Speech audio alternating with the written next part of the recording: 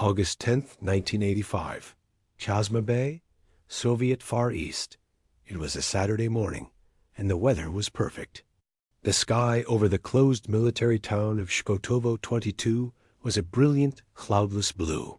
The sun beat down on the hills of the Danay Peninsula, baking the pine forests and the concrete piers of the secret naval base. The air was still heavy with the smell of diesel oil, seaweed, and the unique metallic tongue that permeates every Soviet shipyard. To the casual observer, Ship Repair Yard No. 3 all looked asleep. It was the weekend. Most of the officers were ashore, preparing for a special event. The famous Soviet pop singer Edita Pika had arrived in Vladivostok, and the Pacific Fleet Command was gathering in the Palace of Culture for a gala concert. The mood was relaxed. The Cold War felt distant. But at Pier No. 2, there was no rest. Moored alongside the concrete quay was the nuclear submarine K-431. She was an old warhorse. Project 675 Echo II, class cruise missile carrier. She had been launched in 1964 and had spent 20 years prowling the Pacific, hunting American aircraft carriers. Now she was tired. Her hull was scarred, her paint was peeling, and her heart, 2 VMA pressurized water reactors, needed a transplant.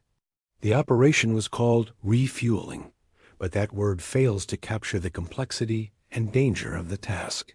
It wasn't like filling a gas tank. It was open-heart surgery on a nuclear beast. The spent uranium fuel rods, highly radioactive after years of fission, had to be pulled out, and fresh fuel assemblies had to be inserted. The K-431 had already been refueled. The new uranium was inside. But there was a problem. The heavy steel lid of the reactor vessel, the head, had been lowered into place, but it wasn't sealing correctly. A microscopic piece of debris, perhaps a welding bead or a gasket fragment, was preventing a vacuum-tight fit. The engineers had tried to tighten the bolts, but the seal failed the pressure test. There was only one solution. Lift the lid again, clean the seal, lower it back down. It should have been simple. But in the Soviet Navy of 1985, simple was often a synonym for dangerous. The operation was being conducted not by the submarine's crew, but by a specialized shore team from the Coastal Technical Base. The men were tired. They were under pressure to finish the job so the submarine could return to patrol. To protect the open reactor from the elements, a temporary structure had been erected over the submarine's hull. It was a handling house made of silumen, an aluminum alloy, codenamed Winter. Inside this small, stiflingly hot metal shed, the refueling officers were working directly over the open core. Hovering above them was the PM-133, a floating workshop and crane ship. The PM-133 was a rusty, ungainly vessel, essentially a barge with a massive crane mounted on its deck. Its job was to lift the 12-ton reactor lid. The physics of a nuclear reactor are governed by control rods. These are neutron-absorbing rods made of boron that slide into the reactor core to stop the chain reaction. When the reactor is shut down, the rods are fully inserted. To start the reactor, you pull them out. The design of the VMA reactor had a critical flaw. The mechanism that lifted the control rods was integrated into the reactor lid. If you wanted to lift the lid without starting the reactor, you had to physically detach the control rods from the lid mechanism first. If you didn't, lifting the lid would pull the rods out of the core along with it. It would be like trying to take the cap off a grenade without realizing the pin is attached to the cap. The officer in charge of the operation faced a dilemma. To detach the rods properly required a special, heavy lifting beam that distributed the weight evenly. But the beam was cumbersome, and attaching it took time. The officers decided to take a shortcut. They would use a standard lifting rig. They calculated that if they lifted the lid very slowly, just a few millimeters to clear the obstruction, the weight of the control rods would keep them sitting in the core. They wouldn't rise with the lid. It was a gamble on friction and gravity. Inside the winter shed, the atmosphere was tense. The team attached the crane hook to the lid. The crane operator on the PM-133, watching through a dirty window, began to apply tension. Slowly, the officer radioed. "Just take the strain." The cables tightened. The 12-ton steel lid groaned. It lifted a fraction of an inch. The control rods stayed down. The gamble was working. Then, chaos arrived from the sea. At the mouth of Chazhma Bay, a small Soviet Navy torpedo boat was returning from a training exercise. The young captain of the torpedo boat was in a hurry. He ignored the speed limit signals posted at the harbor entrance. He ignored the diver down flags. He gunned his engines, cutting a frothing white wake across the glassy water of the bay. The wake traveled across the harbor, a rolling wall of water moving at 20 knots. It hit the side of the PM-133. The floating crane ship was not stabilized. As the wave struck its hull, the massive vessel lurched violently to starboard. The crane boom acted like a giant lever. A 1-foot movement at the waterline translated to a massive jerk at the top of the crane. The cable holding the reactor lid snapped upward. In the winter shed, the officers didn't even have time to scream. The reactor lid was ripped upward, not millimeters, but several feet. Because the control rods hadn't been detached, they were dragged up with the lid. They were pulled completely out of the reactor core in a fraction of a second. A nuclear reactor usually goes critical slowly. You pull the rods inch by inch, monitoring the neutron flux. But when you pull all the rods out instantly, you get prompt criticality. The reactor goes from 0 to maximum power in milliseconds. The uranium fuel inside the K431 didn't just get hot, it vaporized. The power level spiked to thousands of times the reactor's design limit. The water coolant in the core didn't boil. It flashed into superheated plasma. At 10:55 a.m., the residents of Shkotovo 22 heard a sound like a thunderclap that cracked the sky. The explosion was not a nuclear detonation. It wasn't an atomic bomb going off, but it was a thermal explosion of apocalyptic violence. The 12-ton reactor lid, a solid disk of steel the size of a car, was blasted into the stratosphere. It flew 2 kilometers into the air, tumbling like a tossed coin, before crashing back down onto the shore. The winter handling house was disintegrated. The 8 officers inside were not killed. They were erased. The explosion was so intense that it vaporized their bodies instantly. Not a bone, not a tooth, not a button of their uniforms remained. They simply ceased to exist, turned into carbon atoms, and mixed with a radioactive cloud.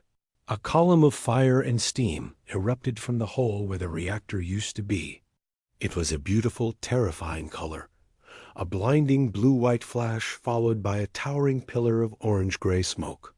The shockwave stripped the leaves off the trees on the nearby hills. It shattered windows 3 miles away. And then came the rain. The explosion had ejected the entire contents of the reactor core, tons of fresh, highly enriched uranium fuel, graphite, and metal into the air.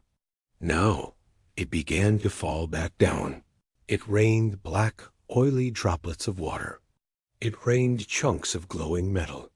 It rained pieces of the submarine's hull. Everything this rain touched became deadly. The PM-133, the pier, the neighboring submarine K-42, the water of the bay, everything was instantly coated in a layer of microscopic, gamma-emitting dust. On the pier, the survivors staggered to their feet. Their ears were ringing. They looked at the submarine and saw a gaping, smoking crater where the reactor compartment had been. The hull was split open. The sea was pouring in. The alarm sirens began to wail, a mournful rising and falling note that signaled a radiation accident. But for the men on the pier, the alarm was pointless. They were already walking dead. They had just witnessed the birth of a new Chernobyl, 8 months before the world would even learn that name. And in the Palace of Culture in Vladivostok, The concert was about to start. The admirals were taking their seats, unaware that 40 miles away, a mushroom cloud was rising over their secret bay, and the Pacific Fleet had just set fire to its own home. August 10th, 1985, 10:56 A, Pier Number 2. The sound of the explosion had not yet faded from the echoing hills of the bay when the rain began. But this was not water. It was a fallout of debris that had, moments ago, been the core of a nuclear reactor. The sky above Chazhma Bay was darkened by a cloud of pulverized graphite, uranium dioxide, and silumen. As gravity took hold, this mixture began to fall back to Earth. It coated the concrete pier in a layer of greasy, black soot. It fell on the decks of the neighboring ships. It fell on the white uniforms of the sailors who were running out of the barracks. And it fell on the survivors. On the deck of the PM-133, the floating workshop that had triggered the disaster, the crane operator sat in his cab, stunned. The glass of his window was shattered. He looked down at the submarine K-431. The sight was something his brain refused to process. The refueling shack, the winter structure, was simply gone. It hadn't collapsed. It had vanished. In its place, rising from the severed hull of the submarine, was a column of fire. But it wasn't the orange fire of burning diesel. It was a strange, iridescent flame, burning with the intense heat of oxidizing metal and ionized gas. The reactor compartment had been blown open like a tin can. The pressure hull, made of high-strength steel designed to withstand the crushing depth of the ocean, had been ripped apart from the inside. Where the 10 officers of the refueling team had been standing a second ago, there was nothing. No bodies, no equipment. The thermal energy of the prompt critical excursion, a spike of power that reached 5,000 megawatts in milliseconds, had instantly vaporized them. They had been converted into the radioactive smoke that was now drifting toward the town of Dunne. Then the screaming started. It didn't come from the K-431. There was no one left alive in the immediate vicinity of the reactor compartment to scream. It came from the neighboring submarine, the K-42. The K-42 was moored right next to the exploding ship. When the blast wave hit, it slammed the K-42 against the concrete pier. The impact shattered light bulbs, ruptured hydraulic lines, and threw men from their bunks. But the real damage was radiological. The shockwave had sprayed the K-42 with the radioactive contents of its sister ship. The hull of the K-42 was instantly coated in hot particles, microscopic fragments of fresh uranium fuel. The radiation levels on the deck of the K-42 spiked to 60,000 roentgens per hour.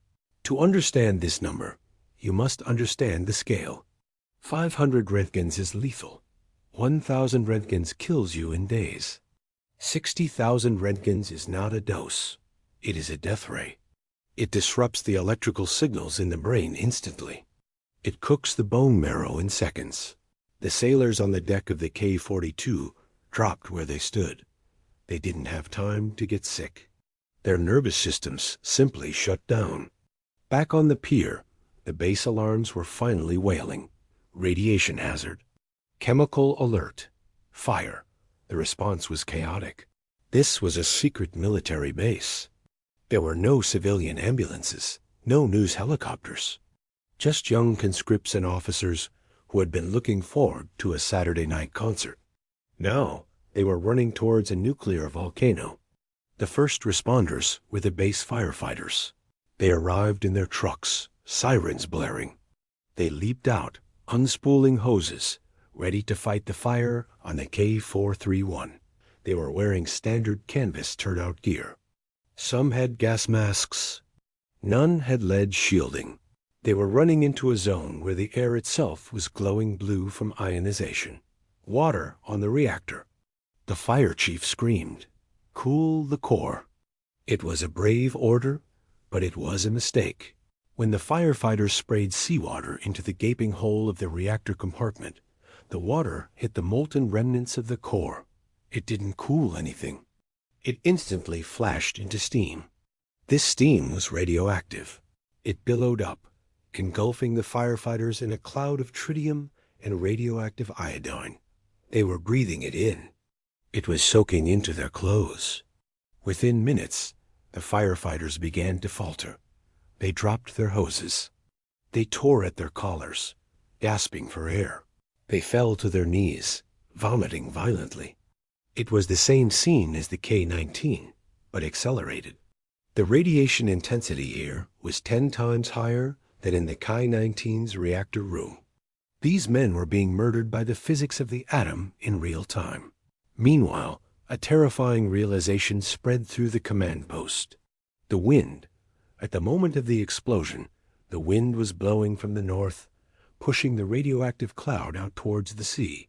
This was a miracle.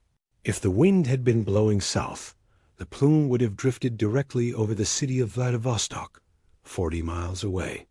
It would have irradiated the Pacific Fleet headquarters and hundreds of thousands of civilians. But the wind was fickle. It began to shift. It started to curl back, pushing the fallout plume toward the residential district of the Dunay Naval Settlement. In the town, 1.5 kilometers away, life was normal. Children were playing in the sandboxes. Women were hanging laundry on the balconies. They heard the boom. They saw the strange cloud rising from the shipyard. Then the black dust began to fall on the town. It settled on the roofs. It settled on the leaves of the trees. It settled on the drying laundry. There was no evacuation order. The base commander, paralyzed by the Soviet culture of secrecy, did not sound the civil defense siren. He cut the phone lines. He blocked the road out of the peninsula. His priority was not to save the population, but to contain the information. The residents of Dunay were breathing in the debris of the K-431, and they were not told to go inside. Back at Pier Number 2, the battle to save the ships was becoming desperate. A tugboat, the Ray, charged into the radioactive fog. Its captain had orders to tow the K-42 away from the burning K-431 to save it. The crew of the tugboat worked on the open deck to attach the tow lines. They were handling steel cables that were coated in uranium dust. Their hands burned. Their faces turned red, but they managed to hook the K-42 and pull her away from the inferno. As the submarine moved, the water churned up the mud from the bottom of the harbor mud that was now highly radioactive. By 1 p.m., the fire on the K-431 was finally extinguishing, mostly because there was nothing flammable left to burn in the reactor compartment. The sinter shack was gone. The reactor was a slag heap, but the silence that followed was worse than the fire.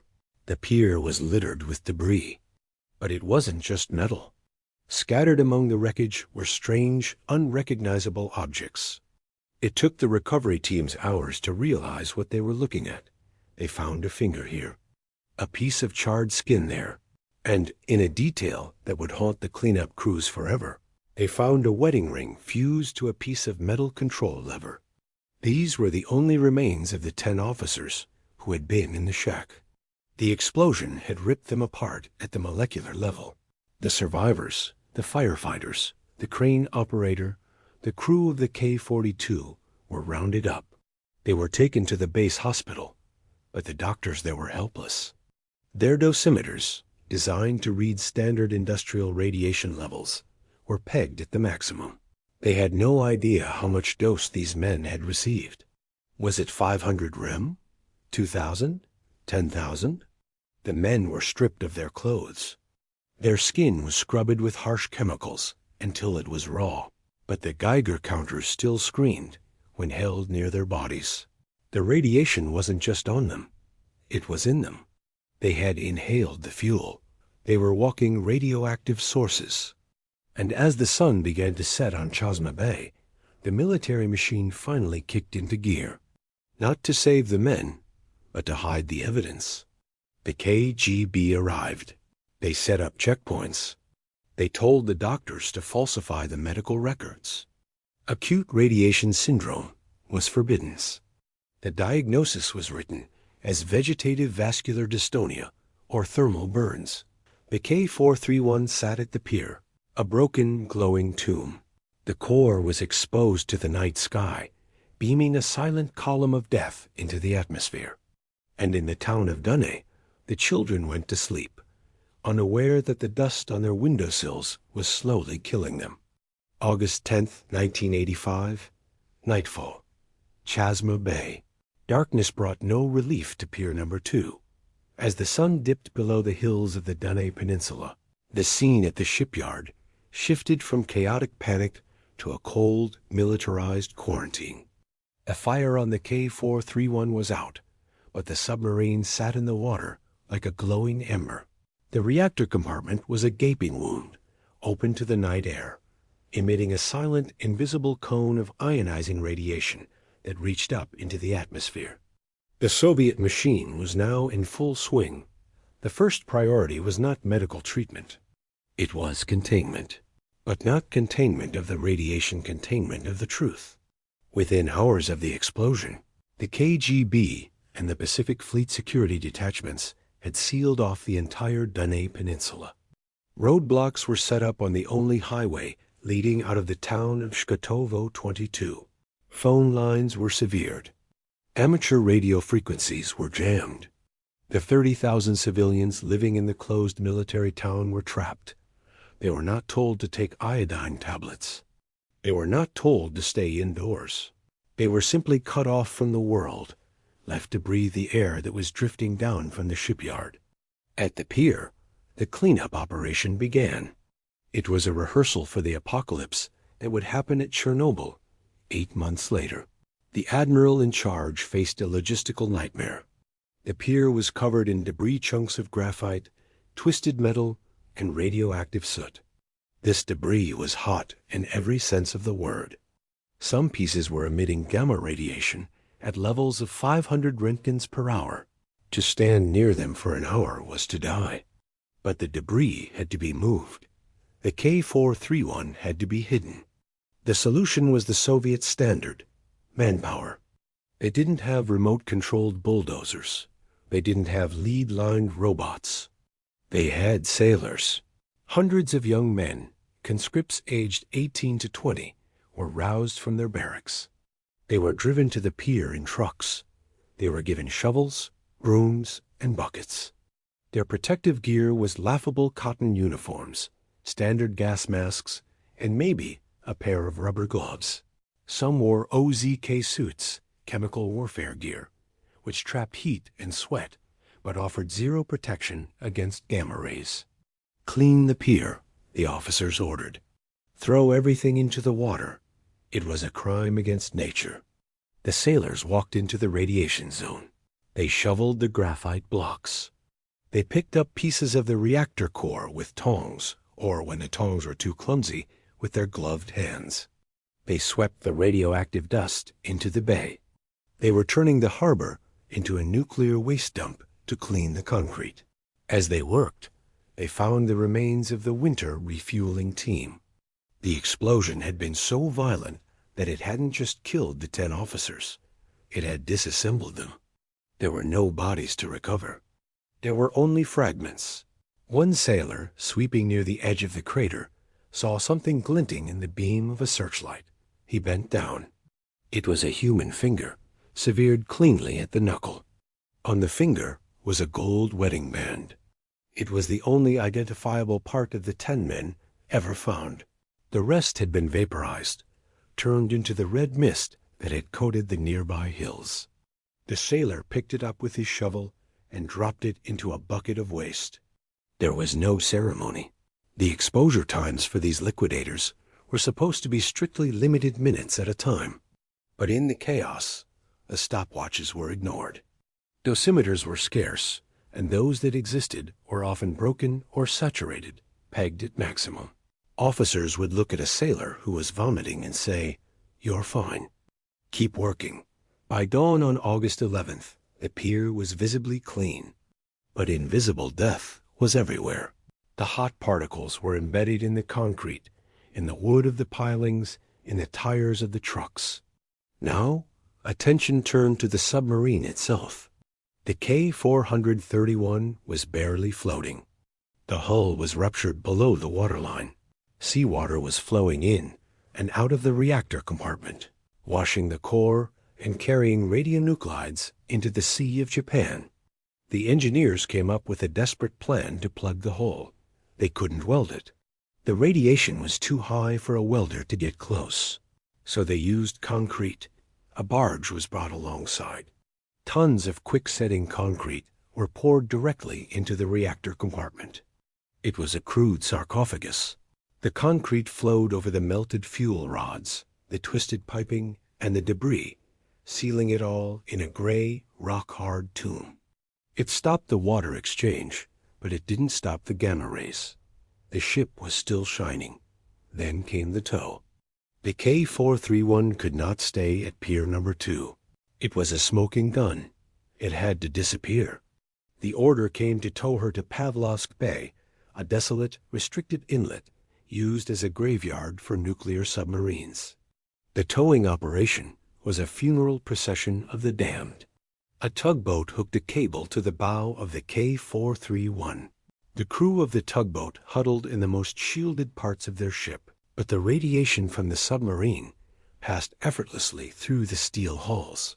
As they pulled the K-431 through the water, the wake churned up the radioactive mud of Chazhma Bay, spreading the contamination further. When they finally moored her in Pavlovsk Bay, she was left to rot. She was tied up next to other broken ships, a leper colony of steel. Guards were posted to ensure no one approached, but the guards themselves were being irradiated just by standing watch. Back in the hospital at the naval base, the human toll was being tallied. But it was being tallied in secret. Hundreds of sailors, firefighters, and dock workers were admitted. Their symptoms were textbook acute radiation syndrome: nausea, vomiting, skin burns, plummeting white blood cell counts. But the doctors had their orders from the KGB. Do not write radiation on the charts. The political officers instructed. Use code words. The men were diagnosed with vegetative vascular dystonia, acute gastritis, or thermal dermatitis. By changing the names of the symptoms, the state could pretend the cause didn't exist.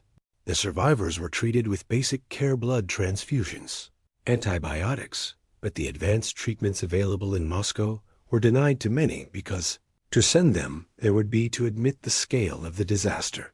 One of the survivors, a young lieutenant who had been on the K-42 next door, remembered lying in the ward. "We were glowing," he later said. "Not literally, but we felt it. We felt hot from the inside. And no one would tell us the truth. We asked, 'How much did we get?' And the doctors would just look away.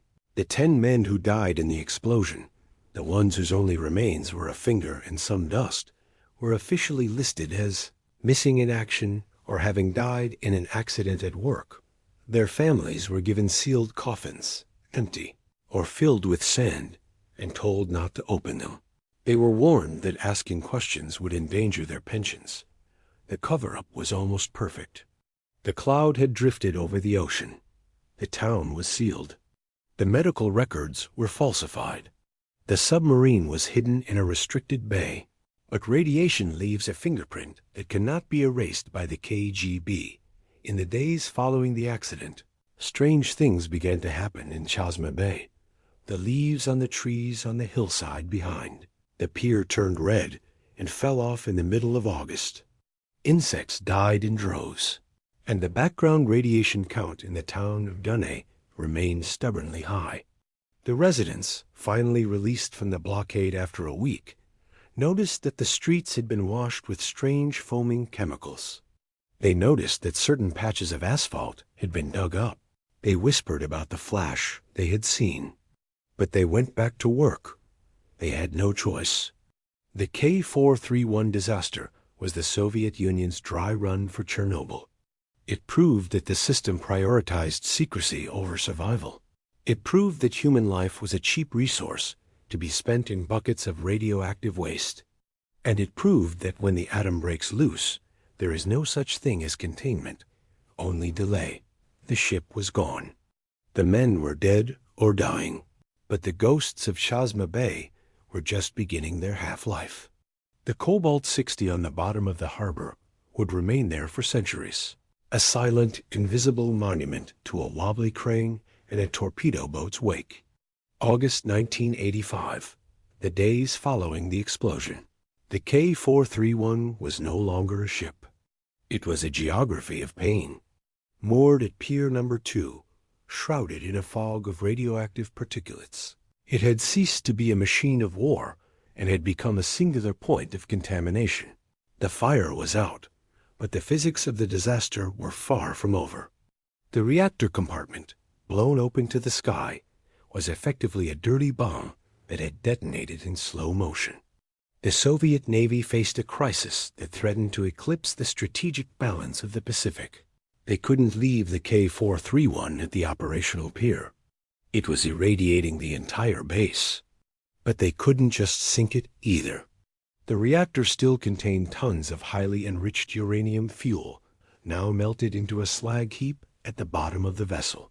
If they scuttled it in deep water, the corrosion would eventually release a plume of isotopes that could poison the fisheries of the Sea of Japan for 1,000 years. So they chose the graveyard. The towing operation, codenamed under strict secrecy, was a funeral procession for a Leviathan. It took place under the cover of darkness to avoid American satellite surveillance. A heavy ocean tug, the Gordelevy, was brought in. Its crew wore full chemical protection gear, the stifling green rubber OZK suits that made every movement a struggle. They hooked a steel cable to the bow of the K-431. As the tug took the strain, the K-431 groaned. She was listing heavily. The hull was ruptured below the waterline near the reactor compartment, and the sea was washing in and out of the wound with every swell. This was the most dangerous phase. As the submarine moved through the water, the turbulence churned up the sediment from the bottom of Chazhma Bay. This wasn't just mud. It was a blanket of fallout. The wake behind the submarine didn't froth white. In the infrared spectrum, it would have glowed with heat. They were dragging a radioactive paintbrush across the ocean floor. The destination was Pavlovsk Bay, a restricted, desolate inlet known to the sailors of the Pacific Fleet as the Leper Colony. This was where the Soviet Navy hid its shame. It was a place where broken submarines went to die. When the K-431 arrived, she was moored alongside other derelict ships with cracked reactor shields, ships with broken spines, ships that were simply too radioactive to scrap and too dangerous to keep. Once secured, the engineers performed a crude, desperate surgery. They couldn't repair the hull. The radiation levels were too high for welders to survive. So they brought in a barge and pumped tons of quick-setting concrete directly into the open wound of the reactor compartment. The concrete flowed over the melted fuel rods, over the twisted piping, and over the debris of the control room. It hardened into a monolithic block, a sarcophagus, similar to what would later be built at Chernobyl, but floating on the water. It was a tomb of rock and steel, designed to buy time. They hoped it would last 10 years. It would have to last 30. While the ship was being hidden, a far more sinister operation was taking place on land, the erasure of the human cost. In the closed town of Shkotovo 22, the families of the 10 men who died in the winter shack were waiting for news. They knew something terrible had happened. They had heard the blast. They had seen the cloud. But the official channels were silent. When the knock on the door finally came, it wasn't a chaplain or a sympathetic commander. It was a team of officers accompanied by KGB agents. The message delivered to the widows was a masterpiece of bureaucratic cruelty. They were told that their husbands had died in an accident at work. The word nuclear was never used. The word explosion was forbidden.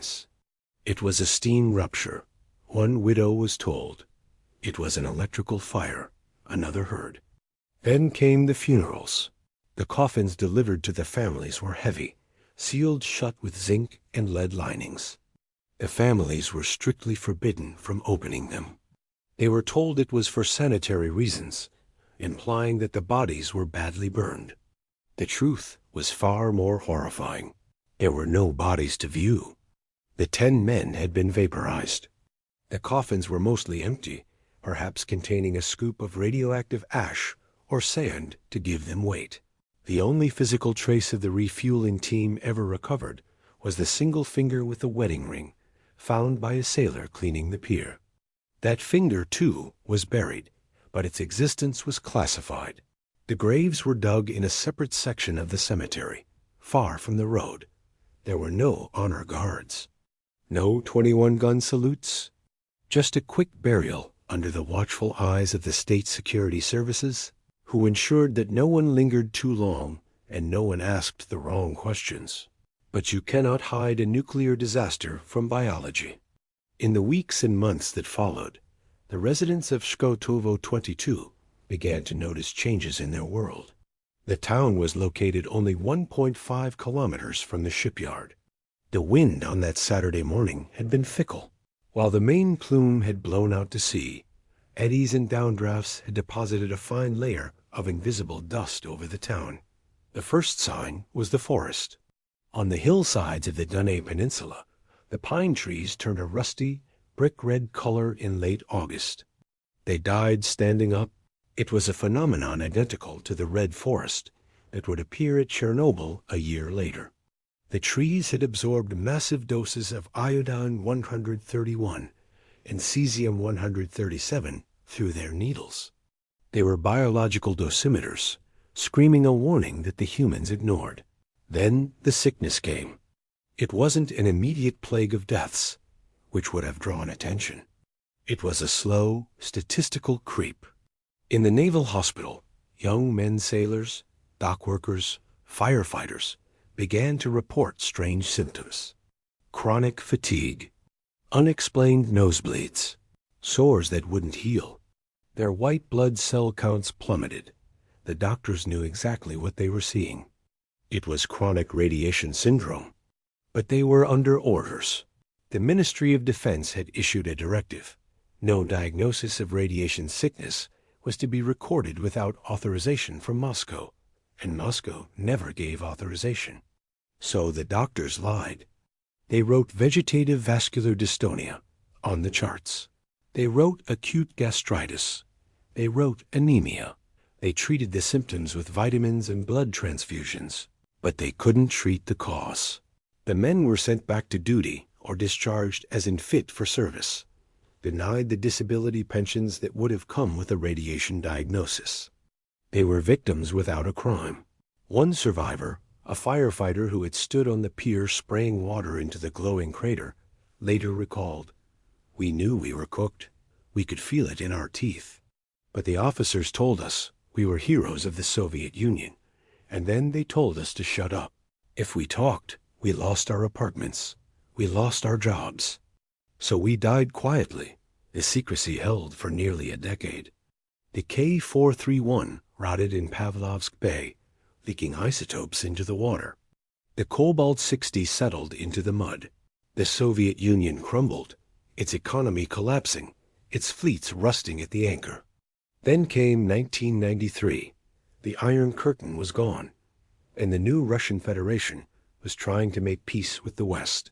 President Boris Yeltsin, in a gesture of transparency and perhaps a plea for financial aid to dismantle the toxic legacy, authorized the release of the White Book, a comprehensive report on Soviet naval nuclear accidents. When the report was published, the intelligence agencies of NATO were stunned. They knew about the K-19. They suspected others. But the Chazhma Bay disaster had been a complete black hole. The details revealed in the report were terrifying in their banality. It wasn't a high-tech failure. It wasn't a battle damage incident. It was a wobbly crane, a wooden beam, a speeding torpedo boat. It was a catastrophe born of pure, unadulterated negligence. The revelation brought a small measure of vindication to the survivors. Suddenly, their anemia had a name. They formed veteran associations, fighting for the same legal status as the liquidators of Chernobyl. It was a bitter fight.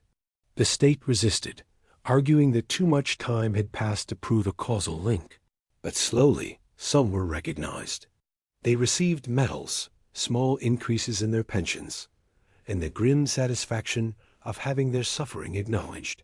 But the legacy of August 10th, 1985, is not just in the history books or the medical charts. It is geologically embedded in the earth. If you travel to Chazhma Bay today, the surface looks normal. The pier has been scrubbed and repainted. The shipyard is active again, repairing the new generation of Russian warships. Fishermen cast their nets in the bay, but the seabed tells a different story. The explosion released millions of curies of radioactivity. While the gaseous isotopes like krypton and xenon drifted away, the heavy metals fell. The bay is carpeted with cobalt-60. This isotope is nasty. It is a strong gamma emitter. It was created when the massive burst of neutrons from the prompt critical excursion slammed into the steel hull of the submarine, turning the stable cobalt-59 in the alloy into radioactive cobalt-60. Cobalt-60 has a half-life of 5.27 years. That sounds short, but in radiological terms, it's an eternity. It means the radiation remains intense for decades. Today, 40 years later, the hot spots in the center of Chazhma Bay are still dangerous. If a diver were to go down to the bottom and disturb the silt, he would be exposing himself to a hazardous dose. The mud is a radioactive time capsule. Scientists monitoring the area have found that the contamination is migrating. The currents are slowly pushing the cobalt-60 out of the bay and into the open sea of Japan. Traces of the K431 have been found in shellfish and bottom-dwelling marine life miles away. The red forest has grown back, but the trees are twisted, gnarled, and show high rates of genetic mutation. The soil on the Dune Peninsula remains a patchwork of safe zones and hot zones, an invisible minefield for the mushroom pickers and hikers who venture there. And what of the K431 itself? For 25 years, she sat in the leper colony of Pavlovsk Bay, a silent threat. She survived the collapse of the country that built her. She survived the chaos of the 1990s, when unpaid guards stripped copper wire from the base, leaving the nuclear hulks virtually unguarded. There were fears that terrorists might try to steal the highly enriched uranium from her core. Finally, in 2010, the money arrived. A global partnership, funded largely by nations terrified of Russian nuclear negligence, paid for the dismantling. The operation was conducted at the Zvezda shipyard, ironically, the same facility complex where the disaster began. But this time, there were no shortcuts. The K431 was brought into a massive dry dock. Robots were used to cut the hull. The concrete sarcophagus, which had held the melted core for 3 decades, was carefully excised. It was a monolith of death, a 100-ton block of concrete, steel, and uranium. It was lifted by a massive crane, one that didn't wobble, and placed onto a heavy-lift transport ship. It was taken to Saida Bay, in the high Arctic of the Kola Peninsula. Saida Bay is the final resting place for the reactors of the Soviet Navy. It is a vast, onshore storage facility. There, looking like rows of giant soda cans, stand the reactor compartments of over 100 submarines. They are painted with anti-corrosion coating, monitored by cameras, and guarded by fences. The K431 is there now. It is just another gray cylinder in the rows. It sits silently in the Arctic wind, cooling down. It will have to sit there for at least 300 years before the radiation levels drop enough for humans to break, open the concrete, and dispose of the uranium inside. 300 years.